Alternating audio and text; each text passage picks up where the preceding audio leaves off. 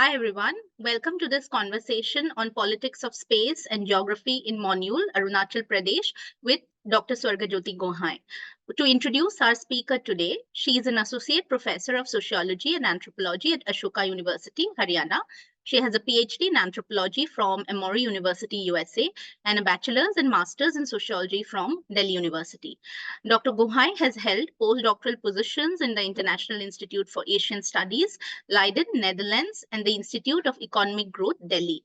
Before joining Ashoka University, Dr. Gohain was an assistant professor in the Department of Humanities and Social Sciences, IIT Kanpur. Her monograph, Imagined Geographies in the Indo-Tibetan Borderlands 2020, was based on ethnographic research in the Buddhist districts of West Arunachal Pradesh. Her current book project focuses on negotiations between Buddhist educational institutions and the Indian state in the context of borders and geopolitics. Her other long-term interest is in studying Himalayan wildlife. And Dr. Gohain, I welcome you to this conversation and thank you for making time for us today.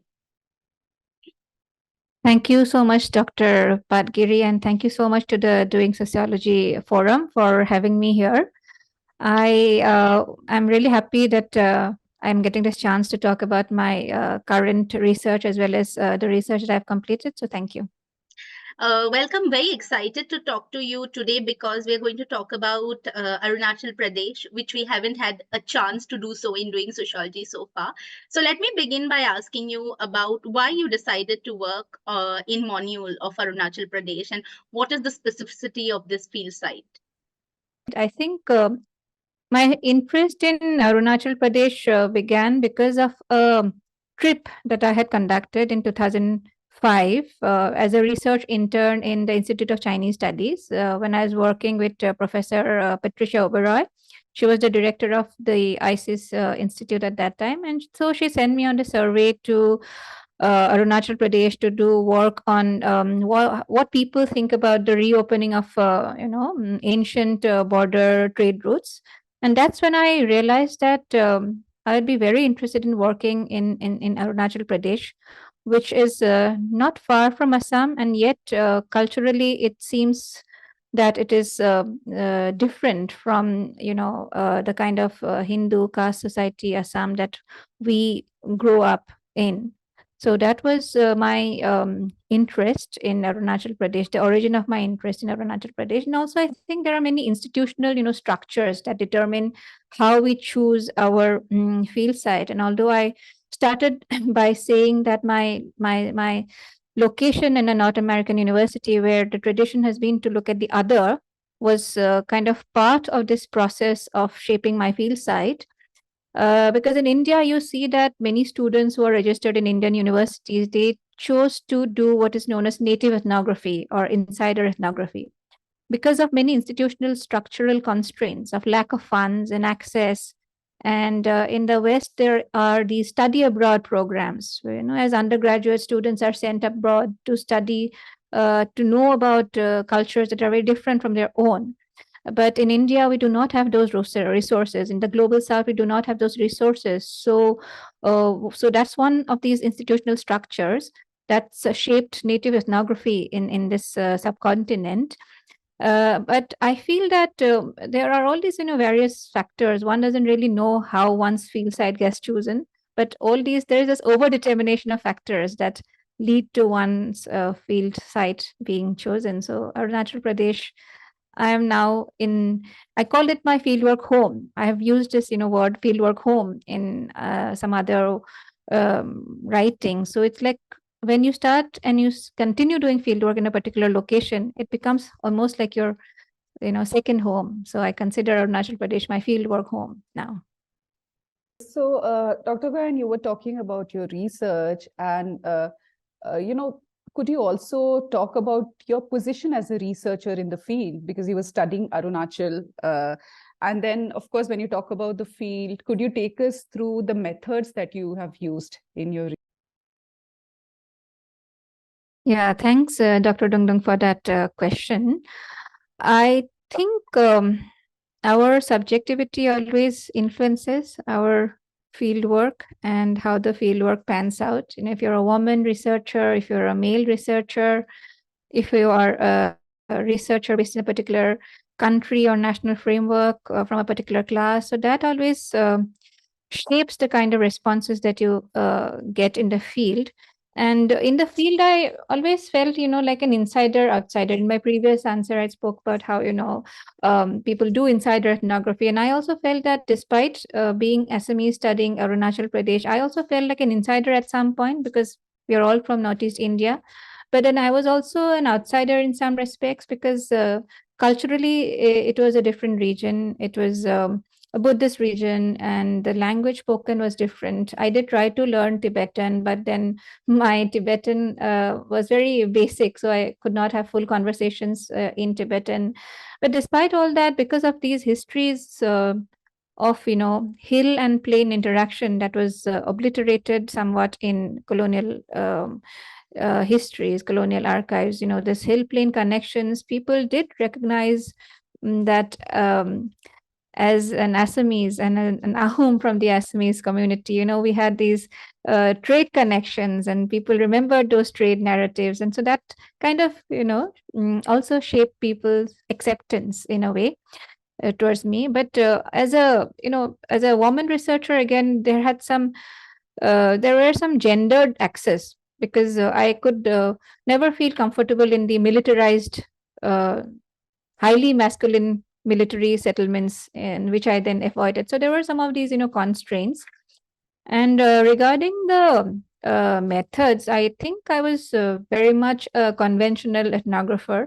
I did some archival work in the libraries, in the local libraries in Arunachal Pradesh, in the state archives, in the Assam state archives, in the national archives, and also in some work in the British Library. But mostly I did ethnographic research. I stayed there for extended amounts of time. I did field work in both rural and urban areas. Then interviews. I stayed as house guests where I had these informal conversations. And I think as ethnographers, that sometimes these informal conversations elicit the most interesting kind of insights about a field site. So I felt that this is the kind of methods I primarily used while in the field. Yes. Thank you for that response. Actually, we have a lot of questions on research because, Arunachal is also an ethnographically relatively very underworked site. So what does it mean to do research in Monyul? What was the process of research like? Did it throw up any challenges in the field? Well, I feel that Monyul is not really a periphery, although it is defined as a periphery or as a remote place. We have to challenge that kind of narrative because remoteness is always constructed. And I think I've actually written about how remoteness is constructed.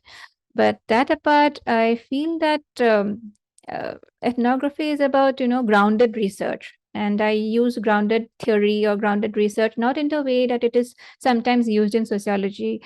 Some people draw on K.T. Sharma's the notion of grounded theory. I'm not using it in that sense. I'm using it more in the sense that anthropologist Carol McGranahan uses it as meaning theory that emerges from the field, from bottom up, or letting your data speak to you.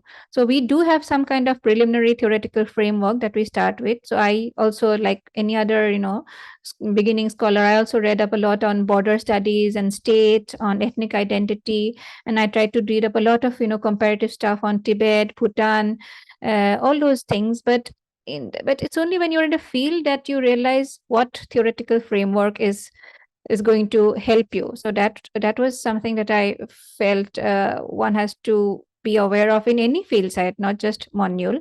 And the other challenge about doing field work in Monyul is that it's a border region. So when I started work on it, I did not know where to place it. So should I try to understand Monyul, which is basically, the collective name for West Kameng and Tawang districts in Western Arunachal Pradesh. And it comes from the word, Tibetan word, Mon, or lowland. So So I didn't know whether to place Monyul in the larger context of Northeast India and study it by understanding student politics or cultural politics in Assam, or the Naga movement or other kinds of politics and cultural traditions in Northeast India, or whether I had to study Tibet. So it was basically this dilemma that kept me shunting from one kind of um, supervisor or mentors to the other. I mean, I didn't know whom to approach to, to understand Monyul, and my research supervisor at that time was very helpful. So my first book, of course, came out of my doctoral dissertation, and my research supervisor was very helpful at that time. And eventually, I did find a middle ground by understanding Monyul as a border region, as something that cannot be studied by either understanding Northeast India or by Tibet, but trying to see it as this area which is located in between. And you have to understand all its different connections, its transnational connections, its national connections, in order to really understand what's happening in contemporary Monyul. Thank you for that response, Dr. Gohain. Our next question to you is on how can one understand the complex identities and trans-regional networks that shape contemporary politics on the Monyul border?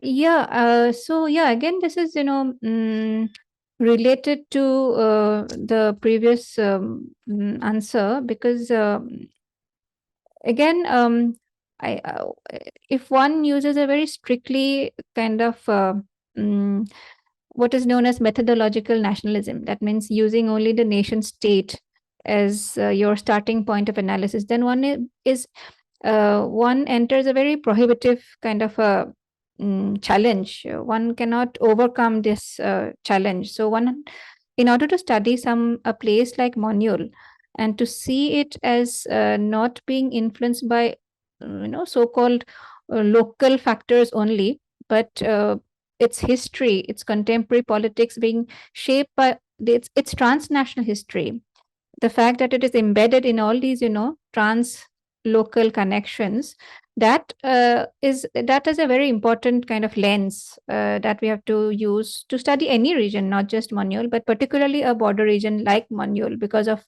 its peculiar history, its unique history of having been part of Tibet for many centuries. Before 1914 Indo-Tibetan McMahon line boundary was drawn by the colonial rulers, and subsequently that colonial boundary was inherited by the post-colonial state, and so on. But then relations with Tibet continued till the 1950s. So it's this interesting kind of trajectory that one has to recognize and bring to bear on contemporary happenings in Monyul. And there's this anthropologist, both of you I'm sure have read her work, Anna Singh, who's written a very interesting article called Margins. I can't remember the full name of the article, but it talks about how margins are not really, or should not be thought of this far off places, far away places, but very much embedded in all these global kind of connections. And in fact, it has been a trend in anthropology since the 1980s, 90s, to realize that this earlier kind of anthropological, formula of studying places as insulated, isolated, remote doesn't really work anymore, because all places are always already embedded in global connections and external factors. And to wish away or to forcibly remove these external factors while representing a place is actually to do a disservice to anthropology. So, yeah. Thank you. Thank you for that answer, Ken. And if you could talk a little bit more about how the politics of the local, is embedded in and shaped by wider regional and global connections in the context of Arunachal and your. Yeah, I think That's again a very interesting question. And I may be repeating myself because a lot of what I've already said actually already responds to this question about how, the politics of the local or the so-called local in Arunachal Pradesh is influenced by all these external factors. Because I mentioned the history of Monyul as being connected to Tibet, to Bhutan through ties of rule of trade, through commercial ties, through ties of kinship, through ties of friendship. So all these were already there, and to not recognize these connections in trying to understand the contemporary happenings in Monyul would be not doing good ethnography. So in that respect, I feel one does have to take into account all these ties, uh, and not try to define the local in Monyul as only being a product of the immediate um, networks or immediate kind of surroundings. Right. And you, of course, look at the Monpas. And what do you think about their connections and tie ups with other Himalayan groups in terms of spatial consciousness? Well, I think it is Tibetan Buddhism which is the connective thread between the Monpas, who are also Tibetan Buddhists. And there is a difference between Tibetan Buddhism and Theravada Buddhism.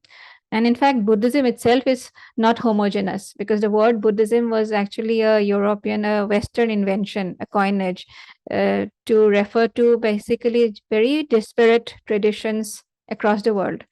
So, so the Monpas, when I say that the connection between the Monpas and the other communities in India in the Indo-Tibetan Borderlands is true Buddhism, I'm talking about a very contemporary form of Buddhism, which also arises or arose because it was necessitated by the Monpas' contemporary placement in particular regional setup, in particular national setup. And it's a very contemporary form of cultural identity through which they are making an outreach to other Tibetan Buddhist people in the Indian Himalayan, areas, and not just Indian Himalayas, but also places in Nepal and Bhutan where there are Tibetan Buddhists, including and also Mongolia and Tibet too. So all these are interesting ways to think about alliances that occur or that happen because of certain national framework. So we cannot leave out the nation or the presence of the nation in such kinds of new identities. These are all negotiations vis-a-vis certain national and regional frameworks. I hope my answers are not becoming too long, because it's difficult to explain things in a short form. And once you get started on a topic, then you feel you get carried away. Absolutely not. In fact, your answers are so crisp, and also, you're answering everything so well, very briefly. So yeah, not long at all. Okay. The next question, I'm particularly interested in knowing, because you write about imagined geographies. How do you understand imagined geography as an Yeah, idea or a yeah, concept? Yes, yeah, yeah. I mean, this book is the book that I wrote in 2020 came out. It's now kind of um, old. It's 3 years old. But then at that time, when I had the book came out during the pandemic years, and I basically could not have many book events. But in the few that I had on my book, this question was very common. Why imagine geography, and how do you use imagine geography? And I had to explain that imagine geography is not a new coinage. So many people have used imagined geography in different ways. Benedict Anderson used imagined communities, Edward Said used imagined geographies or imaginative geographies, then James Ferguson, Akhil Gupta used imagined places. I mean, it's like you do a Google search, you find imagined geographies everywhere. But my actually ambition was not to come up with a new neologism, right? But to try and see how we can use an existing term to understand the cultural politics of the Monpas, because it's a very it's a population, it's a group of people who are uh, sandwiched between two powerful nation states in a territory that is often called disputed. We hear about, Chinese troops coming to the Indian border side, Indian border troops retaliating, and this kind of happening is reported in the media very often. And then we hear about China's claims over this territory, and then Chinese state renaming certain places in Arunachal Pradesh with Chinese characteristics. So those point to this kind of continued dispute, and the Monpas and Monyul is sandwiched in uh, uh, this conflict between two powerful nations. So when you find certain cultural imaginations coming forth from them, how do you theorize it? It obviously cannot take the form, or it cannot be referred to in a territorial sense, in a physical sense. And that is why I felt imagined geography was more apt to describe these cultural imaginations, which took a spatial form, but the spatial form was not territorial, in the sense that it did not aspire to a physical unity, but it did aspire to some form of an alliance between different Tibetan Buddhist groups in the Indian Himalayan region. And sometimes this imagined geography also included Tibet and Tibetans, of course, with some caveat.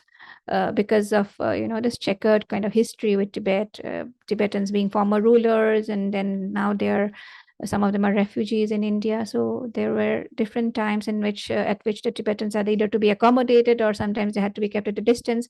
But imagined geography was used because of this particular situation, where you had to theorize the cultural politics of a people living in a disputed area.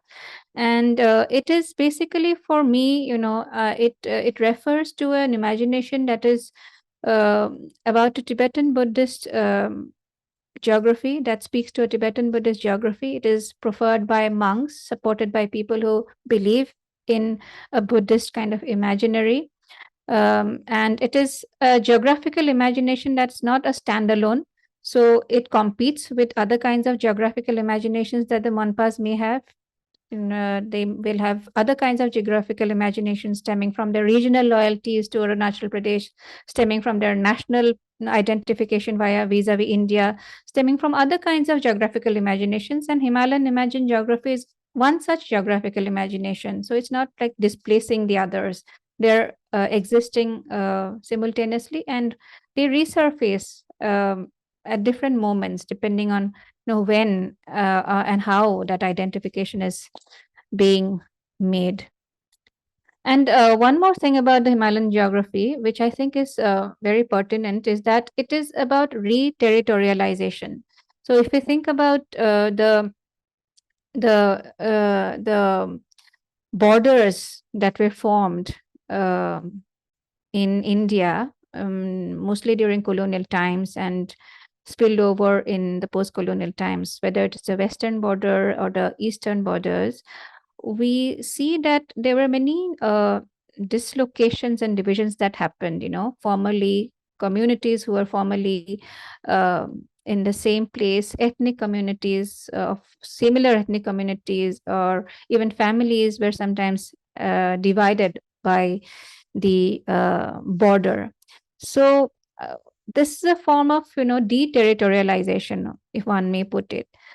And the imagined geography that I wanted to write about was a form of re-territorialization.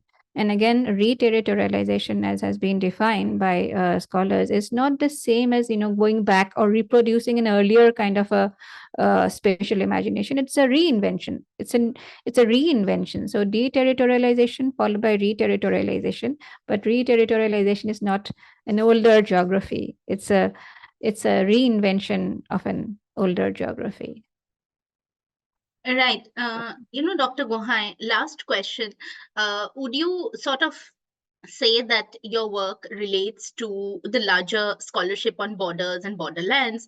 And also, if you could talk a little bit about your recent and, upcoming projects and research work.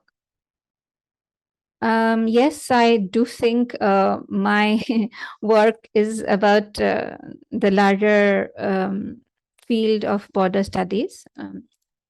Firstly, because very obviously, I am writing about a border region. So geographically, it is a border region. So that's the prime reason why I think I can locate myself in the border studies literature. But secondly, because I use a lens that has been defined by the very famous scholar Willem van Schendel as borderland studies. I mean, studying the borderland as a unit of analysis, where you take both sides of the border and not the border as the edge or limits of national territory.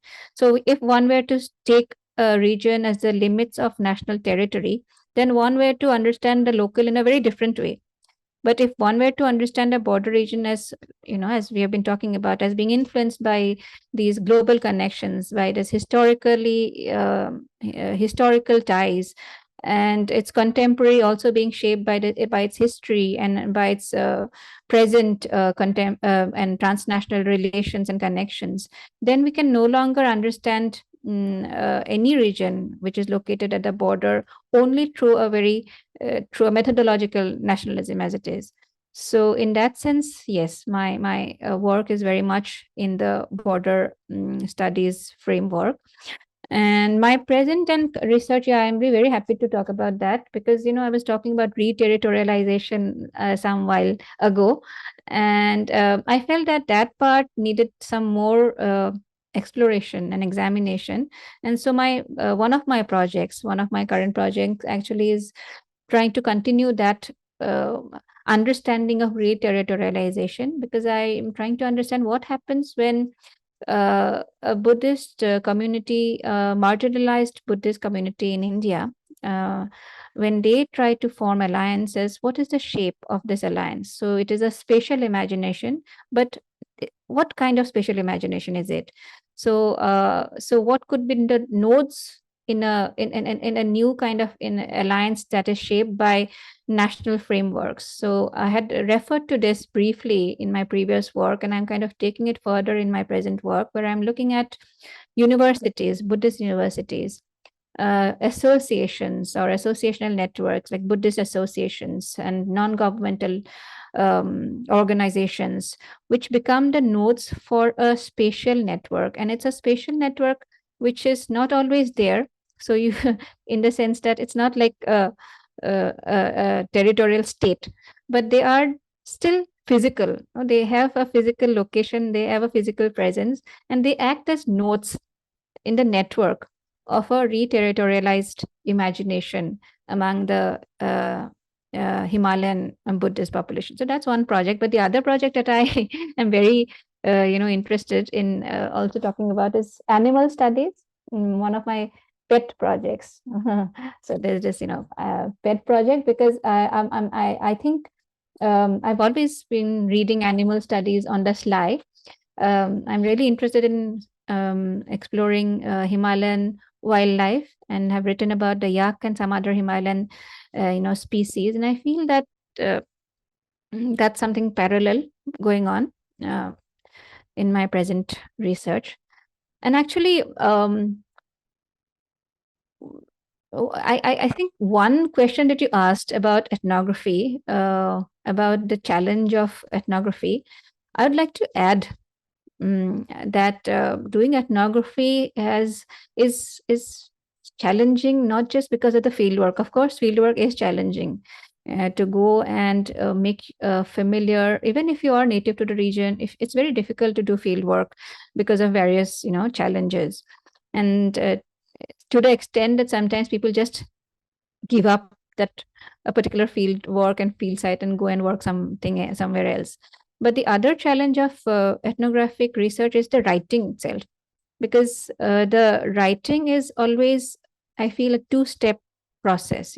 First of all, you have to record daily life as interviews and conversations, and then transcribe those into transcriptions and field notes. So that's one level or layer of discursive analysis. And then after that, you have to further analyze that text that you have created from the flow of everyday life, and then analyze that further to the second order of analysis, which becomes your ethnographic writing, whether it's an article or a book. So I think the real challenge of doing ethnographic research is the craft of writing. And I feel that our universities should have more courses on ethnographic writing, because many students come up and say, how do you write up? And I've gone and done field work and I've got this data, but how do I write up?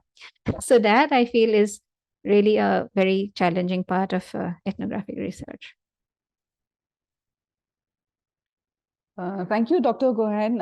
I mean, this brings us to the end of this very wonderful interview. It's been great talking to you about your very interesting work, and thank you for taking time out and speaking to Doing Sociology. And yes, to all our viewers, I think Imagined Geographies is something that this was one of the first discussions, like Rituparna mentioned earlier, we've had on Arunachal, and of course your work also is very, very unique. So yeah, I'm sure our viewers will take a lot from this conversation. So thank you once again.